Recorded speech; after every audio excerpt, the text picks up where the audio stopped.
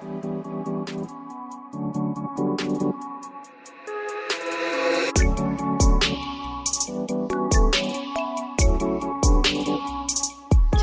건 절대 용서 못해. 뭐 볼지 고민하는 당신을 위해 방송국 여자들의 와플릭스. 두둥. 안녕하세요, 청취자 여러분. 방송국 여자들의 와플릭스입니다. 안녕하세요. 잘 지내고 계시죠? 그럼요. 저 날이 너무 더워가지고 이제 장마도 끝나고 이제 폭염을 견디는 일만 남았는데요. 이 폭염 잘 지내시길 바라면서 저희도 재미있는 또 주제를 들고 와봤고요. 그 전에 저희 소개해볼게요. 저는 지난주에 이어서 진행을 맡은 김세우이고요. 미장센 보는 것을 좋아합니다. 네, 안녕하세요. 저는 창마고요. 스릴러와 무서운 것을 좋아합니다. 네, 로맨스와 판타지 좋아하는 꽁칠입니다. 네, 전체 관람가랑 음악 좋아하는 조조입니다. 나 전쟁 영화도 좋아한다고 덧붙여야 될 것 같은 느낌이에요, 지금. 그러게, 요새 전쟁 영화 많이 보기도 그러네요. 했고요. 또 댓글을 많이들 남겨주셔가지고 소개를 좀 해볼게요. 생글초원님이 외계인 일부 저희 리뷰한 거 잘 들었다고 하시고, 조조님 관점 되게 재밌는데 못 오셔서 아쉽다. 맞아, 아쉬웠어요. 아쉬웠다. 네. 진짜 외계인 조금 할 말 많았는데 아쉬웠어요. 아, 외계인 우리도 되게 재밌었는데, 대화. 맞아. 네, 그리고 다들 무더위에 건강 조심하시고, 특히 꽁치리님 아기도요. 이렇게 가셨고요. 낙지버거님도 외계인 일부 리뷰에 이건 꼭 봐야겠다고 좋아하는 장르라고 궁금하시다고 하셨고, 제가 문생에서 소개했던 언플러그드 보이가 세상에 제가 태어난 연도에 출판된 거네요. 네, 연식이 이제 들어놨고요. 이게 98년도인가 나왔던 만화예요. 재밌을 것 같다. 갑자기 만화 봐야겠다라고 영업당하고 가셨습니다. 까날님도 외계인 일부 들으시고 개똥이에 대해서 거기까지 생각 못했는데 저희와 약간 동감을 하고 가셨어요. 저희가 개똥이에 대해 무슨 말을 하시는지 궁금하시다면 137화 들어주시면 될 것 같고요. 저희 진짜 엄청난 예측을 했으니까요. 들어보시고요. 비상선언을 보고 오셨대요. 궁금해. 저도 궁금해. 지금 제 주변에 이걸 말해도 되는지 모르겠는데 혹평 중에 그러니까 엄청 많아요, 혹평이. 그래서 궁금해.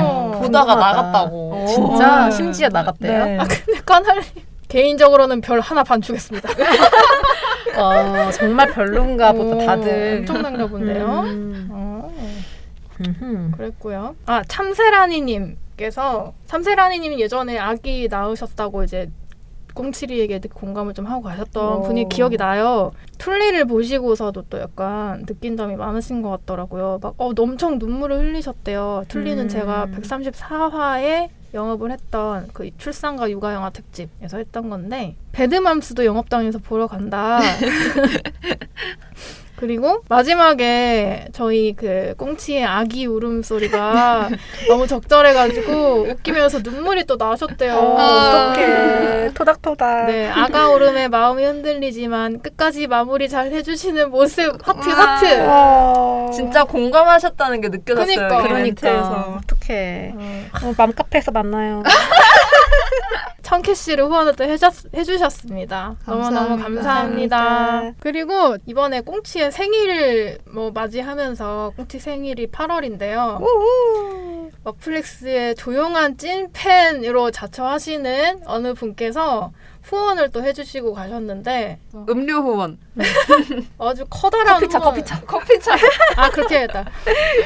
저희만의 개인적인 커피차 후원을 녹음실 앞에서. 네, 녹음할 때 드시라고 아주 스윗하게 해주고 가셔가지고 꼭 소개를 해드리고 싶었습니다. 너무 감사합니다. 저희 찐팬님. 러뷰. 네, 제가 알기로는 거의 저희 시작과 끝이란다. 처음부터 계속 같이 하고 계신데 계속 관심 부탁드려요. 감사합니다. 꽁치 생일 축하드려요. 감사합니다. 그리고 또 저희 문생을 빼놓을 수가 없죠. 요즘 문생. 이번 문생. 요즘 문생은 창마가 해보겠습니다. 제가 말하다 약간 흥분할 것 같은데. 왜요? 뭐죠? 전 요즘 뉴진스에 빠졌습니다. 아~ 진짜 맨날 그들의 노래를 듣고 있고요. 그중 저도요. 하이보이가 저희 최애입니다. 저는 뉴진스를 정말 이 아이돌이란 단어 그 자체라고 생각합니다. 맞아 신개념이야. 어떤 이런 운변을 하시는데요? 말투가 생각합니다. 무슨 일이에요? 어떤 저는 뉴진스를 좋아합니다. 뭔가 이름부터 뉴진스야. 아이돌에 대한 약간 성애적 감정이나 뭐 업어 키운다는 요새 많은 육아적인 이런 느낌이 아니라 진짜 아이돌. 그 단어 자체의 어떤 느낌을 너무 많이 주는 그런 그룹이고요. 정말 너무 좋아요. 그 이 제작자들도 이걸 좀 잘 알고 있는지 유난히 다른 그룹들에 비해서 일상적인 약간 스타일이나 패션 이런 것도 엄청 강조를 하고 있고요. 저한테는 되게 어린 시절 이효리와 보아를 보던 그 느낌을 되게 가지고 있어요. 내가 좀만 더 어렸으면 더 이랬을 것 같다. 하지만 전 지금 나이가 많이 들었지만요. 뭐 엄청나게 빠져서 노래를 진짜 많이 듣고 있어서 감히 문생이라고 할 수 있겠다. 그들이 문생이죠. 나오는 많은 그렇죠. 콘텐츠들을 소비하고 있기 때문에 완전 그래서 문생이죠. 들고 왔습니다요. 저는 쿠키라는 곡을 제일 좋아해요. 그 그룹의 철학을 담고 있는 곡이 아닌가 싶습니다. 들어봐야겠네. 앨범을 가사가- 정주행 한번 해봐야겠어요. 네. 그래서 저 막 인스타 스토리에 저와의 동지를 모으려고 쿠키 최애인 사람 좋아요 공감 꾹 눌러주세요 하고 했는데 몇 명이 했나요? 막 댓글 막 DM 주시고 막 이래요. 다 많이 난 진짜 했다가 많이 취소했어. 좋아했어. 왜냐면 나 하이보이니까. 취향 확실. 진짜 이런 아이돌도 뭔가 직업인이라는 생각을 계속 하게 되면서 되게 보게 되는데 이 그룹은 그게 없어요. 지금 데뷔 초반이라서 그런가 진짜 딱 진짜 말 그대로 아이돌. 어떠한 그 이미지. 그래서 그게 너무 좀 신기해서 어떻게 이어갈지 궁금해지는 그룹이더라고요. 네, 이번 주는 저희 4명이서 영업을 하는 화인데요. 저번 주에 약간 스포하기는 했지만은 한산을 보고서 전쟁 영화 한번 특집을 해볼 때 되지 않았을까 해가지고 주제를 전쟁 영화로 잡아봤어요. 4명이 흥미롭게 보고 기억하고 있는 전쟁 영화가 뭔지 궁금하고 재밌을 것 같다는 생각이 듭니다. 키워드 하나씩 얘기해볼까요? 다큐. 다큐. 꽁치는요? 해병. 해병. 탑건. 한산. 네. 조조는요? 저는 암호. 암호. 네. 다 적절하네. 선생님은요? 저는 탱크입니다. 오, 세다. 네, 세죠. 그러면 암호로 시작해서 탱크를 한번 몰아주시고요. 다큐멘터리로 가고 그 다음에 해병. 이렇게 마무리를 해보도록 하겠습니다. 자, 전쟁이 암호 너무너무 중요하죠. 어떤 그쵸. 영화인가요? 제가 가지고 온 거는 이미테이션 게임인데요. 계속 말씀드리고 있지만 제가 전쟁 영화를 일부러 피한 적은 없는데 정말 본 게 없더라고요. 그래서 특히 이렇게 전투씬이 메인이 되는 건 생각하니까 마블밖에 생각이 안 나는 거예요. 아니면 엣지 오브 투모로우 이런 거 다 외계인이랑 싸우는 거 너무 많이 전쟁은 와가지고. 전쟁이죠. 네.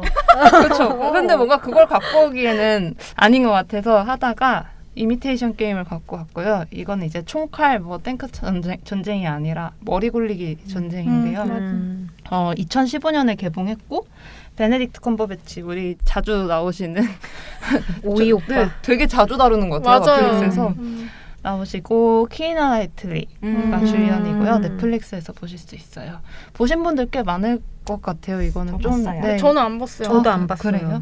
이게 실존 인물인 수학자 앨런 튜링의 실화를 바탕으로 2차 세계대전 당시에 독일의 나치의 암호기인 애니그마라는 걸 해독하는 과정을 그린 영화고요. 간단히 줄거리를 말씀드리면 세계 2차 세계대전 당시 영국에 이제 독일이 영국 공습이 시작된 거예요. 그래서 막 폭격이 막 이어지니까 막 1초에 3명의 영국군이 죽어가는 엄청난 안 좋은 상황이었대요. 그래서 영국 정보부 SIS라는 곳에서 기밀 프로젝트를 꾸려요.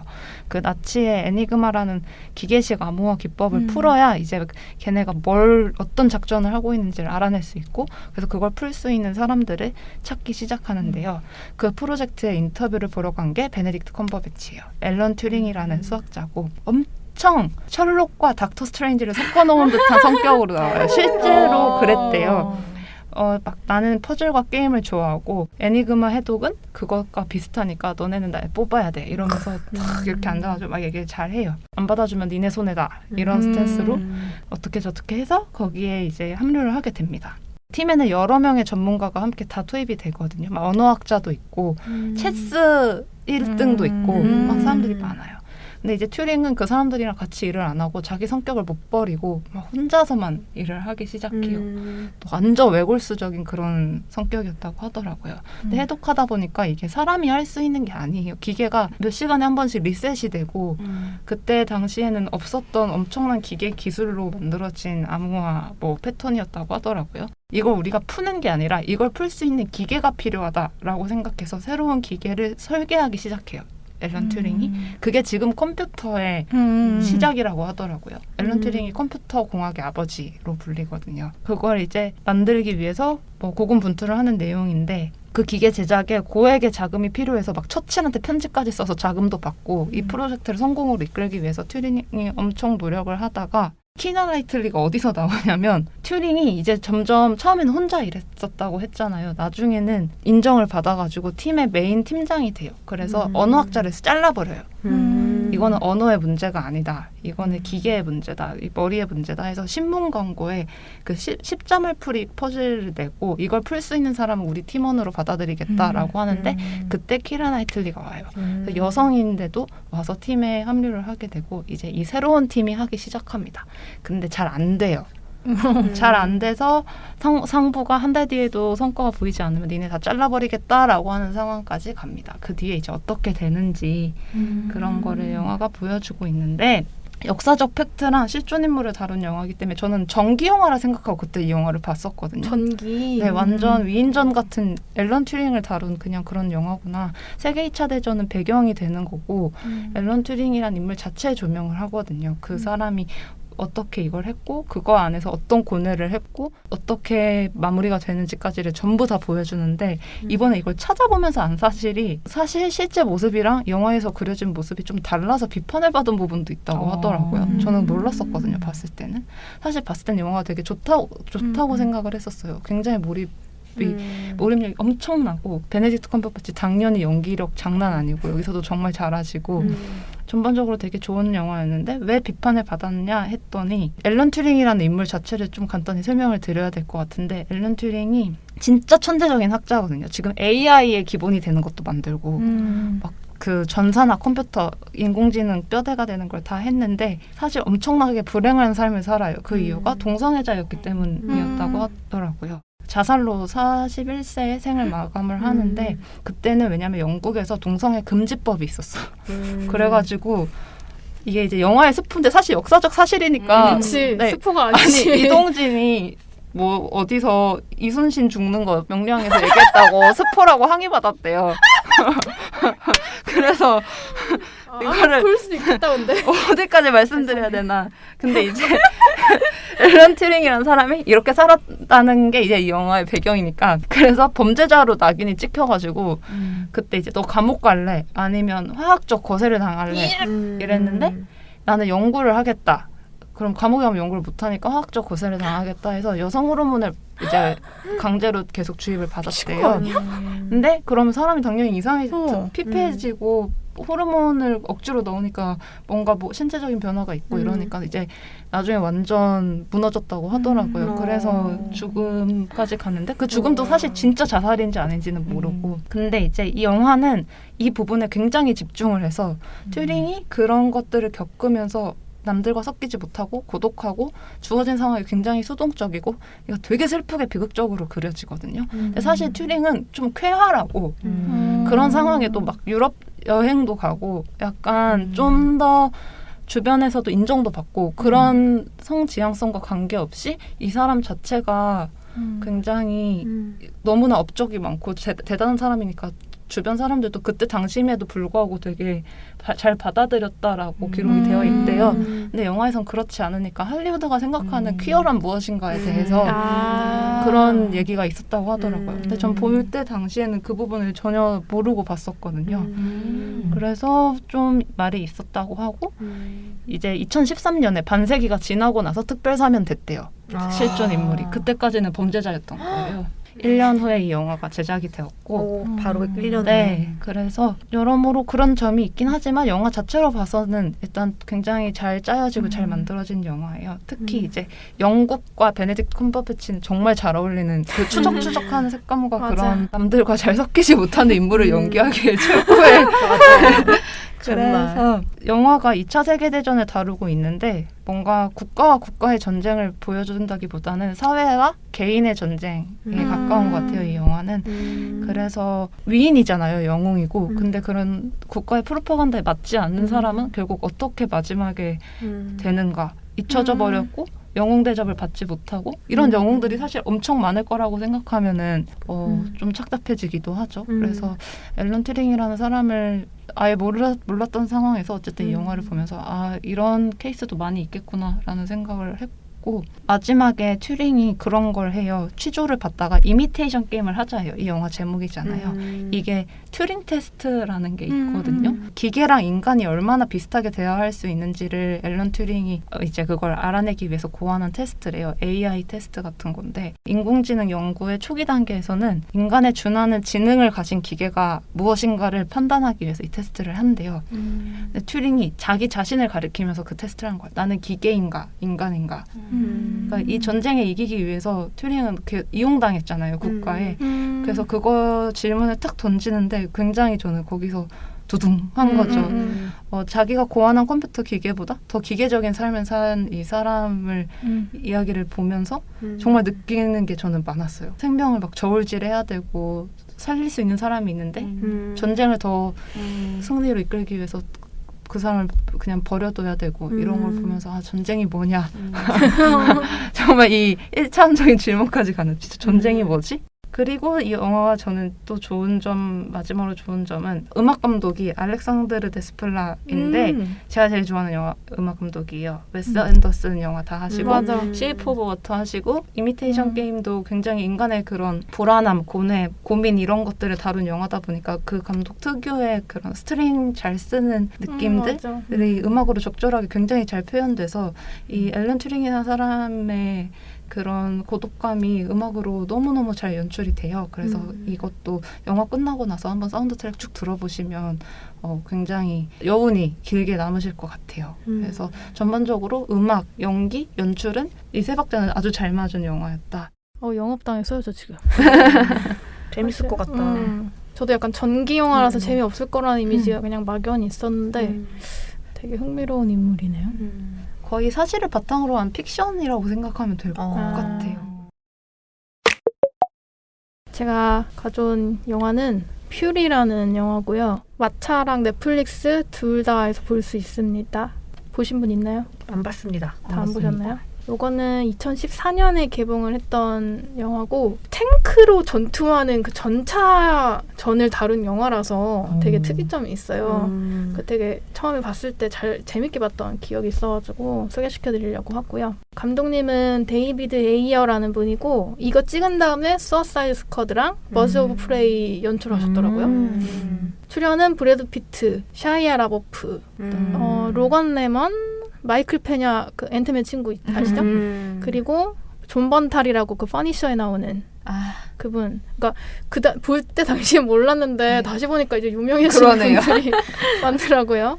그래서 좀 더 재밌었고 다시 보니까 원래 탱크라는 게 전쟁, 그러니까 예전에 이런 세계대전이나 이런데 육지전에서 되게 든든한 걸로 묘사가 많이 되고 우리도 그렇게 많이 알고 있잖아요. 근데 정작 이렇게 탱크로 어떻게 싸우는지를 디테일하게 보여주는 영화를 저는 본 적이 없었거든요. 근데 이 영화를 그렇게 봐서 되게 신선했고 그래서 한산 봤을 때 이 퓨리 생각이 되게 많이 났는데 약간 되게 둔탁하잖아요. 탱크가 느리기도 하고 근데 폭발력은 엄청나고 그래서 생각이 많이 났었고 영화 자체도 재밌게라고 말하기에는 좀 이상해지는 영화기도 한데 되게 잘 봤던 영화였어요.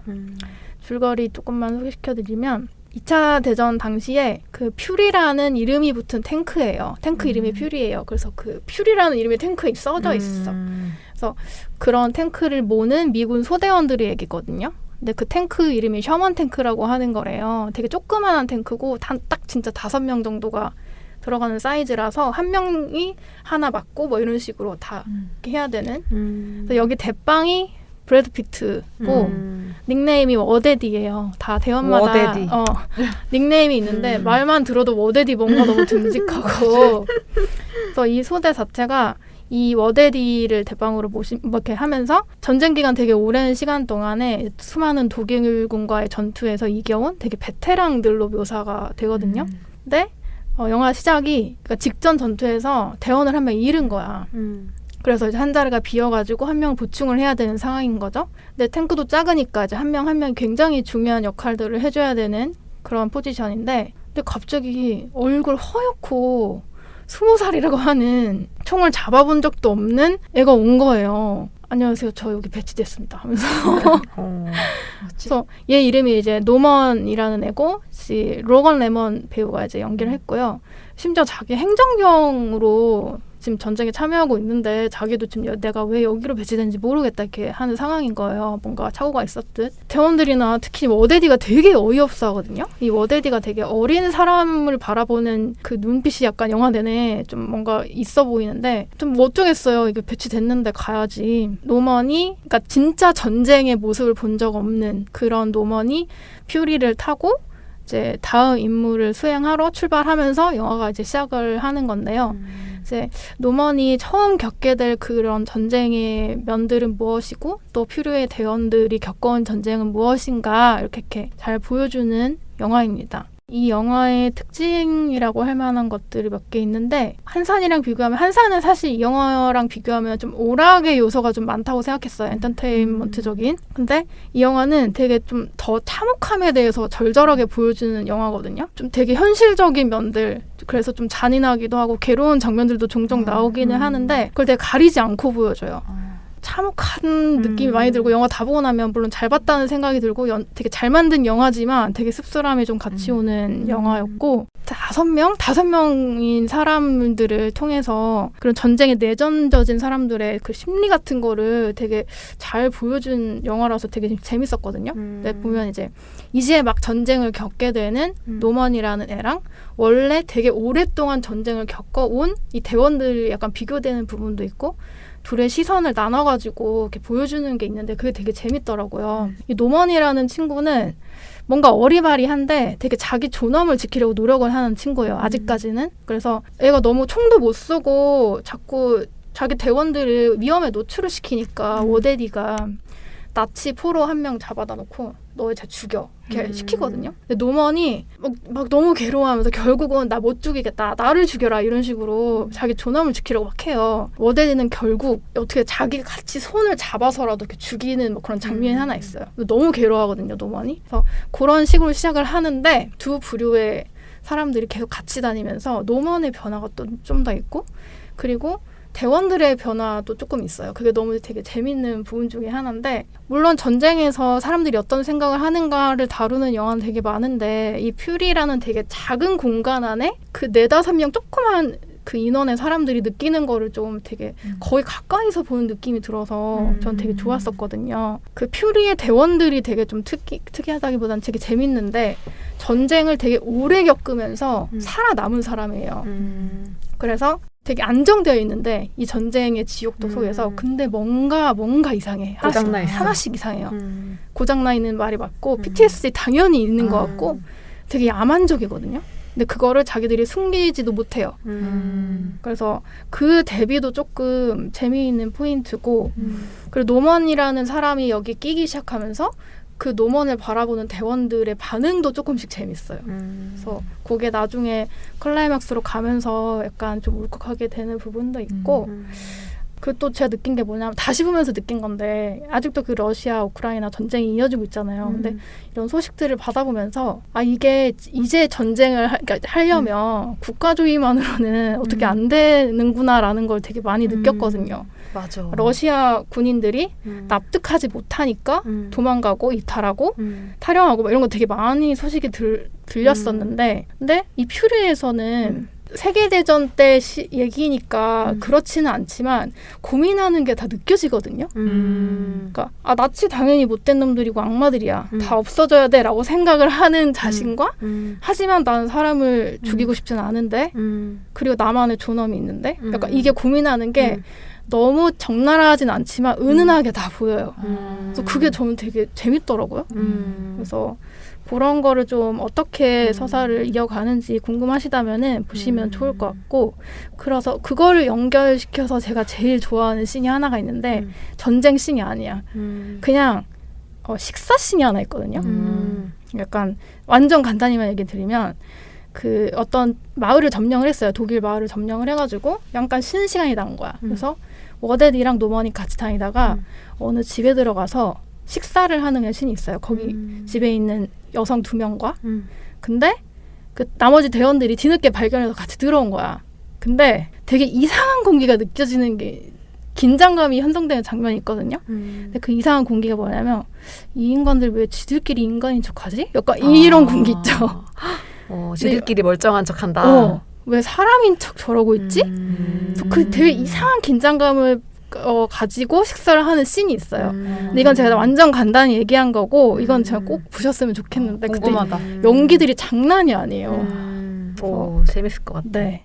뭐 탱크를 주로 한 영화니까 탱크 전투씬도 되게 좋긴 한데 제가 밀덕이 아니라서 잘은 모르지만 밀덕들이 되게 좋아했다고 하더라고요. 실제로 영화에서 직접 구동이 되는 탱크가 나왔다는 그런 사실이 나 어쩌면 좋아할 수도 있어. 나 탑건 이후로 약간 밀리터리 덕후의 마음이 이해됐단 말이죠. 저도 약간 이해되기 시작했거든요. 탱크 좋아. 아니 막 박물관에 전시되어 있는 실제 쓰였던 탱크인데 가져와서 썼대요. 아직도 구동이 되고 있다. 물론 모든 씬에 다 이렇게 쓴 건 아니지만 그래서 뭐 밀덕들 좋아하겠는걸? 이렇게 되게 든든하고 무게감 있고 그래서 꽁치 빨리 소개 바꾸세요. 아 진짜 전 탱크가 이렇게 싸우는구나라는 거를 퓨리를 통해서 좀 간접 경험을 했을 정도로 걔도 되게 막 거북선 둔탁하게 치고 다니고 되게 느리게 움직이는데 엄청 막 파괴력 있고 그게 이 쾌감이 여기서도 있어요. 퓨리에서도. 나 좋아하겠네.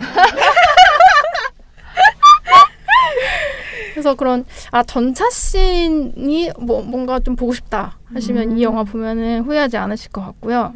뭔가 연출과 구성면에서는 뭐 되게 다양한 것들이 있긴 한데 종교적인 메타포가 조금 있더라고요. 근데 저는 이제 종교인이 아니다 보니까 정말 유명한 뭐 그런 것만 있는데, 그러니까 여기에 되게 독실한 크리스천으로 나오는 또 친구가 있어요.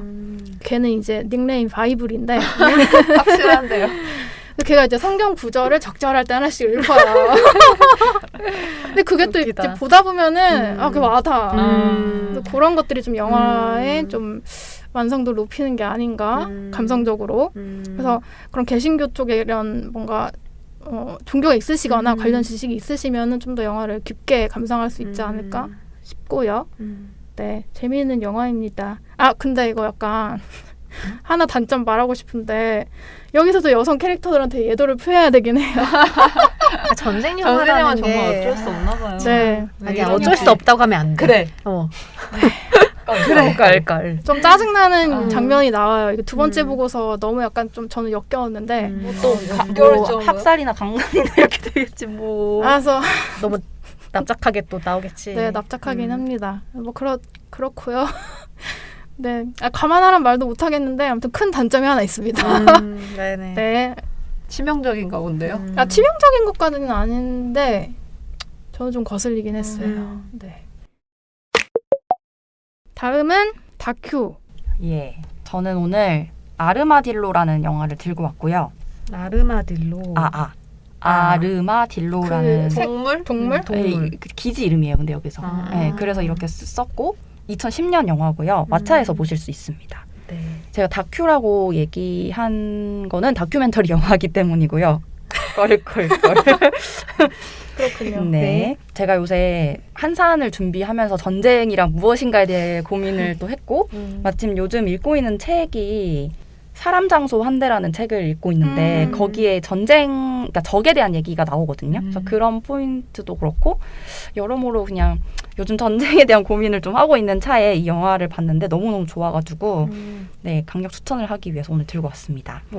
이 영화는 2010년에 이제 아프간이 미국이랑 되게 진한한 전쟁을 했잖아요. 되게 오랜 시간 동안. 근데 평화유지군이라는 명분으로 덴마크에서 청년들을 이제 6개월 파병을 보냅니다. 근데 덴마크는 뭐 한국처럼 휴전국도 아니고 사실 군대 입대라는 게 이제 의무도 아니잖아요. 그러니까 그런 걸 해본 적이 없는 청년들이 입대를 해요. 자원으로 입대를 합니다. 근데 이제 막상 갔는데 평화유지군이니까 당장 교전이 막 이뤄진다거나 폭탄이 이뤄지는 건 아니었고요. 항상 그냥 교대 뭐 정찰 이런 이제 근무를 서게 된 거죠.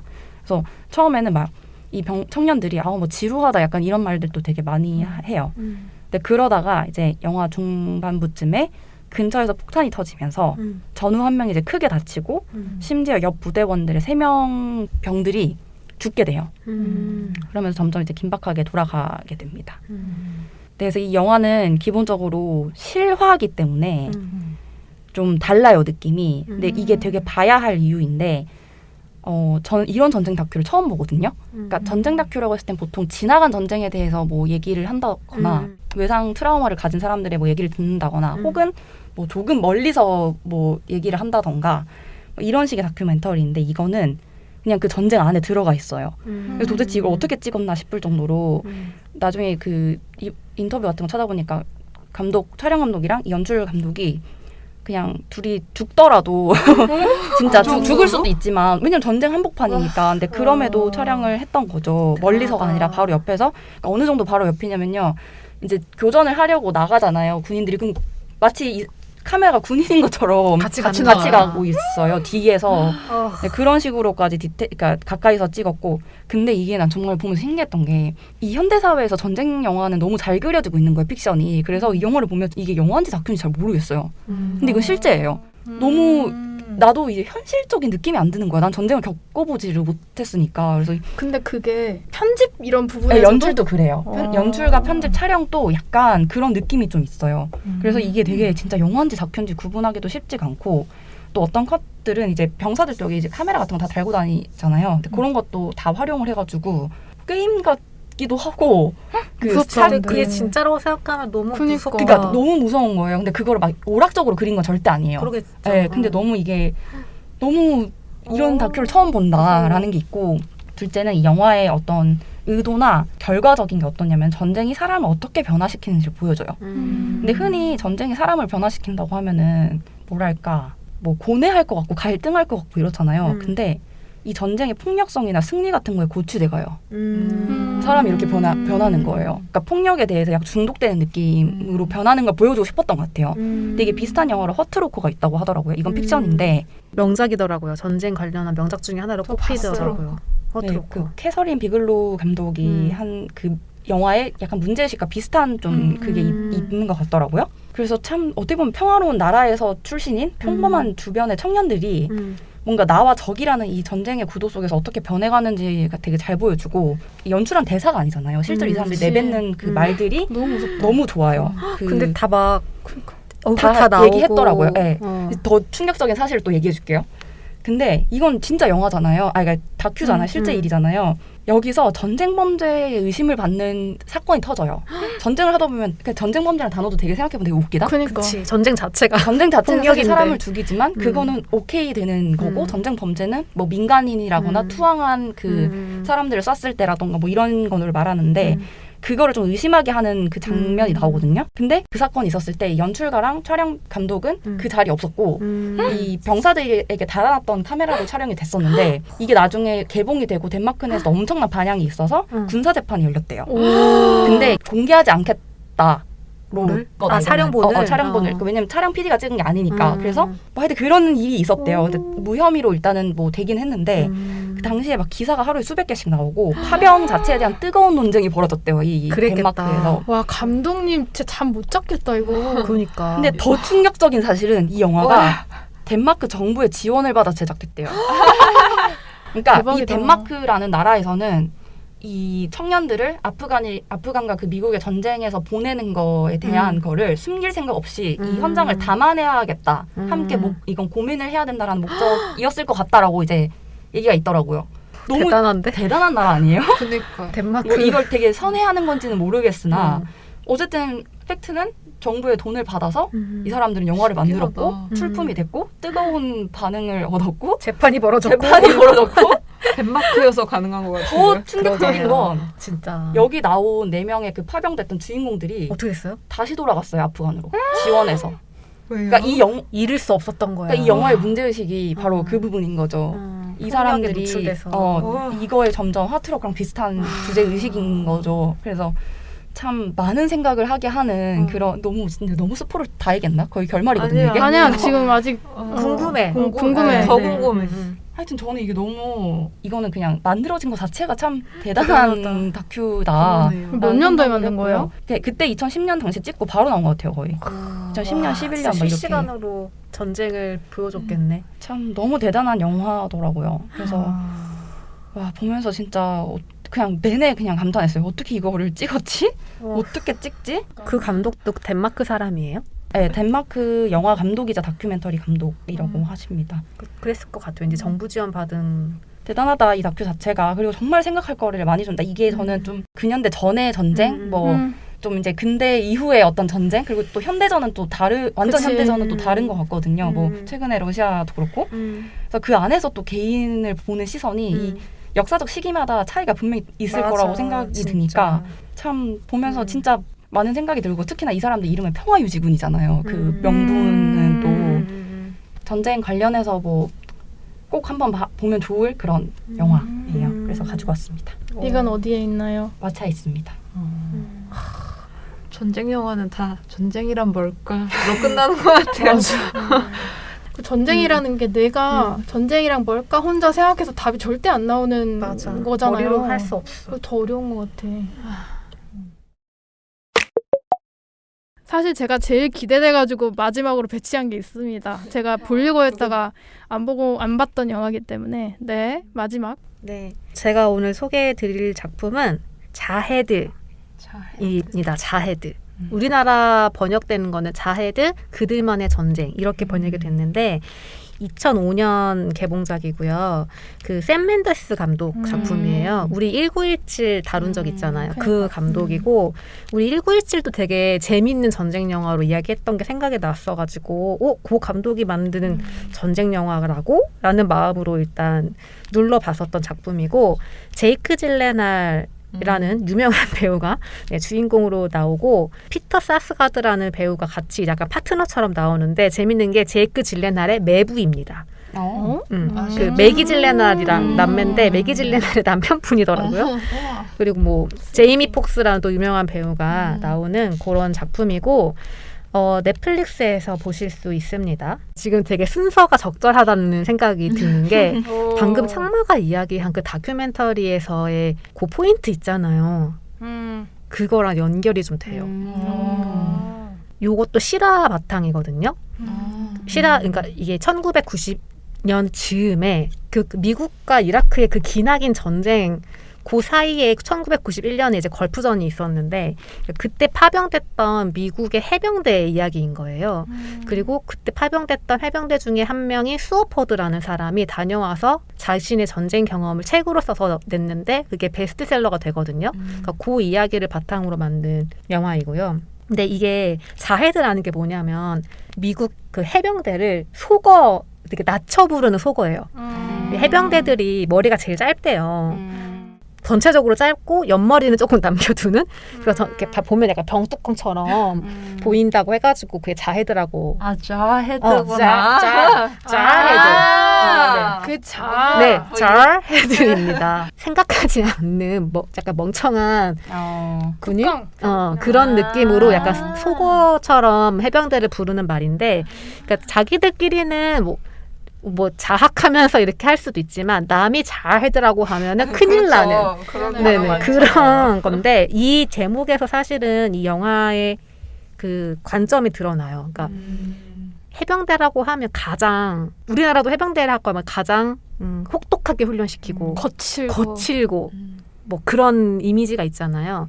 미국도 마찬가지의 그런 느낌이 있나 봐요. 되게 가장 거칠고 어떻게 보면 제일 척박하게 이렇게 막 하는 그런 군인인데 이 해병대들이 실상 전쟁을 겪는다는 건 무엇일까?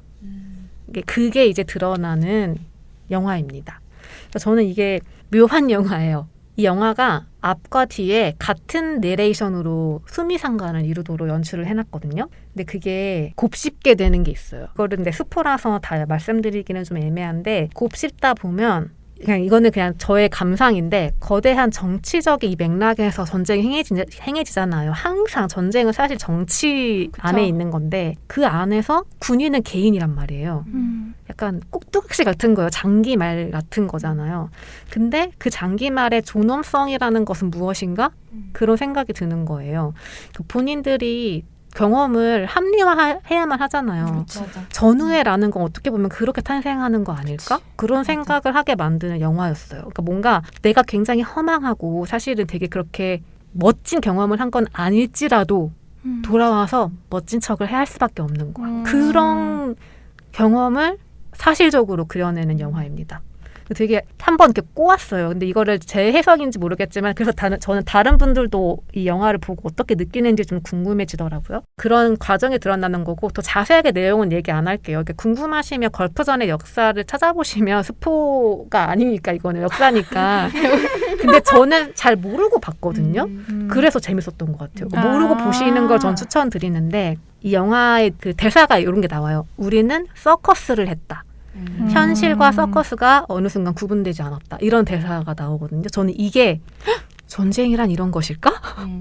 그 서커스라는 게 엄청 위험해 보이잖아요. 막 고개를 하고 막 떨어져 죽을 수도 있는 거잖아요. 근데 사실은 그들만의 룰 안에서 하는 거잖아요. 그러니까 전쟁이란 이런 걸까?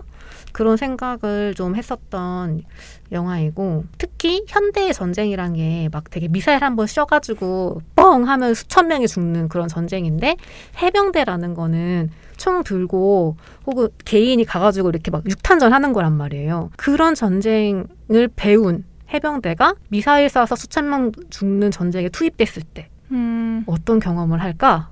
그게 지금 여기 나와요. 그런 게 재밌고 샘 맨데스 감독의 특징인 것 같은데 좀 개그가 있어요. 유머러스함이 중간중간에 있어서 풋풋 하면서 제가 풋풋 웃으니까 옆에서 이제 저희 신랑이 이제 신랑이라고 말해도 되겠네요. 이제 제가 아기가 있다는 게 드러났으니까 군대 개그 좋아하네? 이러면서 놀렸어요. 세상에. 찐 밀덕이 되셨군요. 그 진짜 약간 그 군대에서 남자들끼리 시시덕거리면서 하는 그 농담들이 진짜 많이 나오는데 풋풋거리면서 그냥 저는 웃었고요. 하지만 그럼에도 숨겨지지 않는 그 분위기가 있습니다. 이 전쟁에서 진짜 시종일관 유지되는 어떤 분위기가 있어요. 그 허망함. 더 자세하게 말씀드리고 싶지 않네요. 모르고 보세요. 진짜 이번 저도 이제 한산을 계기로 이 전쟁이라는 게 얼마나 매력적인 콘텐츠인가라는 생각이 들었어요. 그러니까 전쟁 자체는 너무나 참혹하고 사람이 죽어나가고 그렇잖아요. 근데 이게 사람을 진짜 약간 죽음 앞에 서게 만드니까 여기서 되게 많은 질문들이 생기는 거예요. 그래서 전쟁 콘텐츠를 즐겁게 본다는 거는 이런 맥락이겠구나라는 생각을 새삼스럽게 해가지고 전 좋았네요. 탑건이 약간 보았을 때 희망편 같은 느낌이었다면 맞아. 이번은 준비를 하면서 아주 현실적인 절망편 그치. 약간 그런 느낌이 강했던 것 같아요. 맞아. 탑건은 되게 진짜 낭만적인 청춘 영화인 것 같다는 생각이 정말 많이 들었고 맞아. 그리고 내가 봤던 많은 전쟁들 혹은 내가 아직 잘 몰랐었기 때문에 사실은 전쟁 영화를 봤었어도 뭐 그냥 뭐 국가 이데올로기라던가 그냥 휴머니즘 말고는 내가 메시지를 못 읽었기 때문인 것 같기도 해요. 그러니까 사실 그거를 더 구체적으로 밀고 들어갔을 때 되게 재밌는 것들이 있는 것 같거든요. 그래서 그 아까 허츠 로코인가? 여기 이 감독님이 그런 걸 잘한대요. 그래서 무슨 이 감독님이 그 제로 다크 서티도 만들었더라고요. 그래서 이런 것도 한번 보고 싶다 생각이 좀 들었어요. 저 2개 다 봤는데 허트로커도 보고 제로 다크 서티도 봤는데 저 감독님이 너무 그런 걸 잘 다루시더라고요. 그런 심리나 이런 거. 이런 걸 또 계속 파는 분들이 계시는 것 같아. 그래서 여기 너무 무궁무진한 이야기거리가 있으니까. 맞아. 전쟁 영화에 대해서 4가지 영화를 해봤고요. 뭔가 이제 전쟁이 없을 것 같은 시기를 살다가 갑자기 또 러시아 그 우크라이나 전쟁 때문에 또 확 와닿는 것도 있고 뭐 한산도 있고 탑건도 있고 해가지고 어쩌다 보니 지금 계속 전쟁 사실 전쟁이 계속 있었지. 그건 그렇죠. 먼 나라 일이라고 생각했던 거지. 맞아. 저는 제가 3차 대전에서 죽게 되지 않을까라는 상상을 가끔 한답니다. 무서워 죽겠어요. 약간 다른 얘기인데 저 어렸을 때 꿈에 그렇게 그 일본군이 자주 나왔어요. 근데 그 이번에 한산에서 그 변요한 배우가 가면 쓰고 나오는 네, 장면 네, 있잖아요. 그러니까 그런 가면 쓴 일본군이 쳐들어오는 꿈을 종종 꿨답니다. 되게 어렸을 되게 때 애기 많이 때. 무서워하셨나 5살, 봐요. 6살 이럴 때. 뭐 사극을 하나 잘못 그랬나 보셨나 봐요. 그래 그러면 제가 어렸을 때 금자씨 손가락 자르는 걸 보고 손가락 자르는 꿈이 그렇게 자주 나왔거든요. 그런 맥락 아닐까? 그런 맥락이죠. 그쵸. 아니 저 다 지금 세 분이 영업하신 거 다 영업당해가지고 하나씩 볼까 지금 생각 중입니다. 청취자분들은 어떠셨는지 궁금하고요. 다양한 의견들 나눠주시면 좋을 것 같고 내가 좋아하는 전쟁 영화 또 뭔지 소개해 주시면은 저희 이 기세를 몰아서 재밌게 볼 수 있지 않을까 싶습니다. 네, 그럼 저희는 또 다음 주에 화제의 신작 들고 오도록 하겠습니다. 네, 다음 주에 만나요. 하나, 둘, 셋. 두둥.